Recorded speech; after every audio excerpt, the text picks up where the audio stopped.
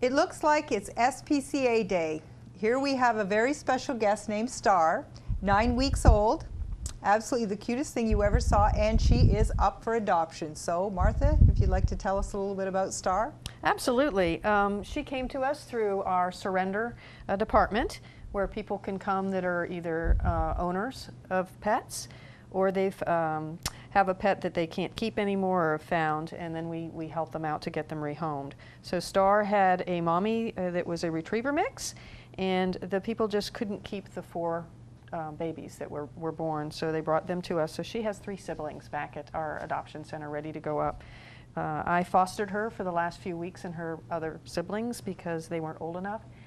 She weighs 13 pounds, so she's going to be a big dog when she's fully grown. She has a lot of extra skin back here, but she'll probably be about 60 or 70 pounds, and she'll get her alteration tomorrow, and then she'll be up for adoption. You can come see her at our shelter. She is a beautiful, beautiful dog. Yeah, she is sweet. Look at those eyes. They're very expressive. They all have these wonderful eyebrows to them, and every single one of the pups has a black little tail. And also joining us from SPCA is our old friend Jessica Lawson. She's back again, and we're here to talk about 2 new programs that they have. Sure. So the first program that we're going to talk about is Anna Meals. Anna Meals began when some of our partner agencies, Meals on Wheels and Polk County Elderly Services, noticed that their patients, their clients, were getting a little bit thin. They found out that actually the people were feeding their human food to their companion animals in order to be able to keep them. So they contacted our organization, and we began a partnership where we provide supplemental dog and cat food and supplies in order for these seniors and homebound residents to keep their pets. We're very fortunate that we have many business partners and our community that helps us to take in donations, so that we can take in donations. And right here is an example of a bag that we might send out on a twice a month. So every 2 weeks they'll get a bag that's been packed by our volunteers that has the proper food that their animals need. So depending on the number of animals, the kinds of animals, what size, age, and such, we do our best to meet their needs. And we have many partners in it. As you can see, the bag is a paper bag, and it comes from Publix. So they supply those to us all year long. And we have about 83 clients in the program currently. So we use a lot of bags in the course of a year.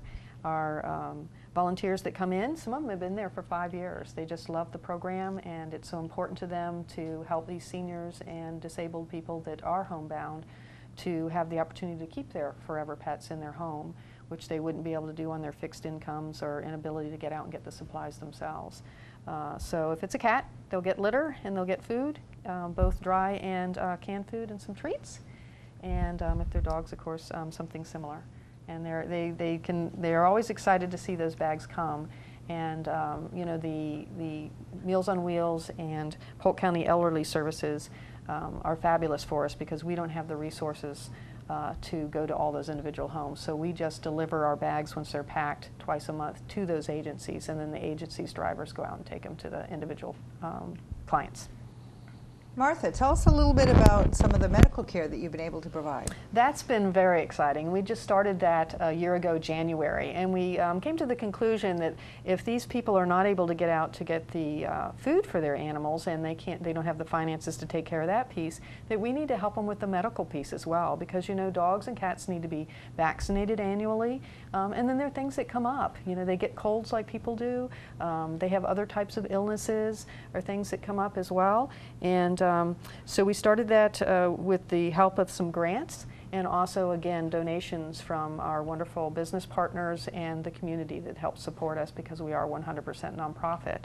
And we've done everything from, we brought a cat in. This is a lovely story.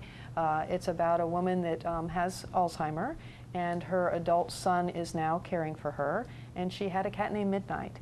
And Midnight is why she gets up in the morning, and you know, helps keep her connected to the world. And her son came in to us. She was already on the Meals on Wheels program. We had just started the medical piece, and we had brought Midnight in to have her annual type visit.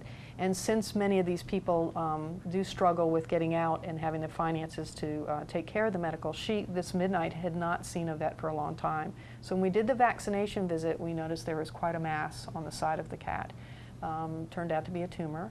and would have eventually killed the cat had we not been able to take care of it. But with the generous donations we had, we provided the surgery free of charge to her, and Midnight is still in her life. In fact, yesterday I was in the medical center, and she happened to be in for another annual visit, and Midnight was with her, and she's just so excited and very happy, and just feels that SPCA has fulfilled what she needs in her life by keeping Midnight along with her as her companion. So, been very special. But we kind of go the gamut medically with, we're able to provide for everyone not only the medical care, but transportation since they don't have it. So we have these wonderful vans that we drive to their house after the appointment's been made, pick up the animal, bring it to our medical center, take care of whatever needs to be done, and then return the animal with all their records and what they need to keep track of their animal's veterinary care.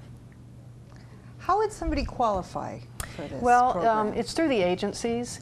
They don't contact us directly, so if they are part of the Meals on Wheels program, or if they contact Polk County Elderly Services and become part of either their community care where food is brought to a community organization in town that they go and visit, then they can also become part of our Animeals. So if they are receiving food assistance from either Polk County Elderly Services or Meals on Wheels, then if they have pets, they can qualify for Animeals at SPCA Florida. The agencies, we send all our forms that are necessary. We have a pet profile that they fill out, so it gives us the information we need. How old is the pet? Is it a dog or a cat? We do have some goldfish and some birds as well. So, what size they are, et cetera, et cetera. And we then get their personal contact information because the agencies, of course, can't share that with us. But once they give our SPCA forms to their clients, then they fill that information out and send it to us directly, which gives us that personal contact with them so that from time to time we call them and have there been any changes? Are you receiving what you need? Is there anything coming up that you'd like us to address? And so that's worked very, very well. So like I said, they need to contact either Polk County Elderly Services Food Assistance or the Meals on Wheels first, and then we'll work through them. How many people are in this program? How many people do you actually take care of a month? Yes. Currently, they're just 89. We have had as many as 123. There's some flux in and out, and so right now we have 89, but that's only the number of clients. Most people have multiple pets. So we actually right now have about 127 dogs that get their food and veterinary care from us, a couple birds, a few goldfish, a rabbit, and I think we have 93 cats. Like Martha said, it's so important to the, some of the seniors and the homebound residents. Like she said, this is really the reason they wake up in the morning. It's the reason that they've stayed mobile, because they have to let their dog out or play with their cat or pet their cat. It's such great therapy. Studies have shown that it reduces your stress levels and, your blood pressure and everything else. There's just so many health benefits. And for a lot of the people who maybe their kids don't live near them, this is their family.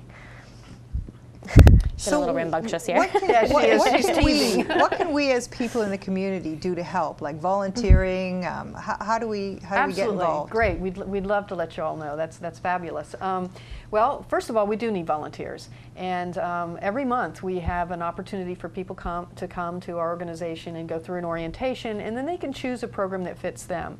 Most of the people that like to do things like help with either my food assistance or the Animeal program are ones that say, gosh, it would be so hard for me to go into the shelter. I'd want to take all of them home. So what can I do kind of behind the scenes? So if you pack food, it's like I said, it's twice a month. It takes about 2 hours each time, and it's simply going through the paperwork that we have, the files that show what needs to go in each bag, and we label the front with the name and what the route number is, and then 2 days later it goes out on the truck to those two agencies to be dispersed. The other thing we really always need is donations of food and litter. And people when they think shelter, they often think dog. And so we don't get as many cat supplies. So we're always in need of cat food and litter. And the way we need to bag it up for these people is in small quantities, because most of them are elderly or disabled and they can't pick up the great big bags. So if you buy the 3.5-pound bags of dog food or cat food and bring it to our facility, we'd love to then put it straight in here, so then we don't have to repackage in the Ziploc bags, which saves us time and money and makes it very easy. So donations of food, donations of money, or volunteering. 3 great ways to help us. Yeah, the donations of money is really important, especially as, you know, the ongoing medical care. You know, we are fortunate to get grants, and we always apply for grants as much as possible. But, you know, there are, you know, like Miss Whitney with Midnight needing, you know, the tumor removed. So there's always the things that arise that we want to make sure that we're able to help. So the generous businesses and individuals who raise funds for us and donate, that really helps these pets and the people who love them. You also had a food assistance program. Tell me how that's different from the Animeals program. Absolutely. Animeals is directed to our seniors and our disabled people who are homebound. Food assistance is for anybody of any age that has just come upon some hard times, some challenges in their life. And we all know that the recession and our finances in our country right now are a little difficult. So people have huge medical bills, they have a car that's maybe broken down, and they're looking for help. And we want to keep those animals forever in their home and not have to come through the shelter system. So in order to do that, we provide assistance for a very temporary period. As Animeals goes on forever and has a medical component to it, food assistance is just to help them with the food to relieve some of their financial pressures for a very short period of time. 12 distributions is what we give them, which would, we're available twice a month, which they could either be then, if they come twice a month, obviously 6 months of help. If they want to stretch it out, 12 months of help. So it can be from anyone of any age, but has got a challenge. They register by calling me personally, Martha Lee, at the SPCA Florida. If they call our switchboard, they say, I'm in need of some help. I've come on hard times, and the girls in the phone room transfer them to me, and I register them over the phone and give them the logistics so that they can come to our campus. They have to have transportation, and we give them that assistance that they need for a short period of time so that they can keep their animals there and not have to give them up because they've come up on one of these life challenges, as we all have at times. Are you accepting new clients for this? Right now we have a waiting list, unfortunately. This started about a year ago, and it took off. There's so many people in need that we had to cap it at 175 clients. They also have multiple dogs, and right now with the 175, we're passing out about 2,100 pounds of dog food every month and about 1,300 pounds of cat food every month. That's a lot of food. So that is a we lot have of food, finite yeah. resources, obviously, so we're doing the best we can, and usually the waiting list on the food assistance program is no more than about 4 to 6 weeks. So we're trying to help as many people as possible as others age off or their problems are resolved and they can come off the program. Well, let's talk about Star just a little bit more. One more time, give her her last debut. Here, bring her over here. Let me have her. Absolutely. Oh my goodness, what She's a little cutie. pup. Oh my goodness, are you beautiful or what? Look at you. She's like, that face, that'll get me adopted. Absolutely. Yes, we need to Beautiful find a black home. markings. Yes, we definitely want to find a home for Yeah. Star. She'll be available on Thursday. Martha, Jessica, it's always a pleasure. Thank you very much for coming on the show and telling Thank us you. all about the new programs. Good luck with them. Thank you. And you. we really hope you find a home. Absolutely. I don't know if you're even going to get out of here. Wonderful. Thank you so much. In July 2013, SPCA Florida began offering food for animals of residents who faced financial challenges. Those on income-based programs such as unemployment and disabilities were allowed to pick up food for their animals twice a month for a total of 12 times throughout the food assistance program. If you would like more information about these programs that we talked about today, the number is 863-646-7722. You can check them out on the web at spcaflorida.org.